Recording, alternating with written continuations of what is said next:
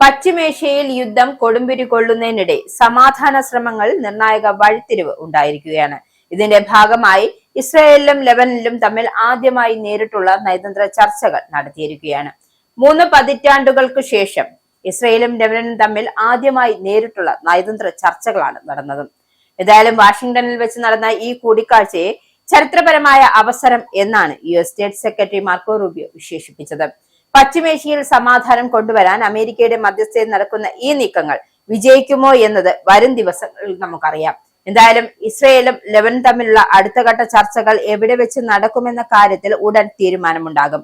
മേഖലയിൽ ഇറാൻ പിന്തുണയുള്ള ഹിസ്ബുള്ളയുടെ സ്വാധീനം അവസാനിപ്പിക്കാനാണ് ഈ നീക്കത്തിലൂടെ അമേരിക്ക ലക്ഷ്യമിടുന്നത്. ഇതിനായി നേരിട്ടുള്ള ചർച്ചകൾ തുടരാൻ ഇരു രാജ്യങ്ങളും സമ്മതിച്ചിട്ടുണ്ട്. ഹിസ്ബുള്ള ഉൾപ്പെടെയുള്ള സായുധ ഗ്രൂപ്പുകളെ പൂർണ്ണമായും നിരായുധീകരിക്കും എന്ന കർശന നിലപാടാണ് ചർച്ചയിൽ ഇസ്രയേൽ സ്വീകരിച്ചത്.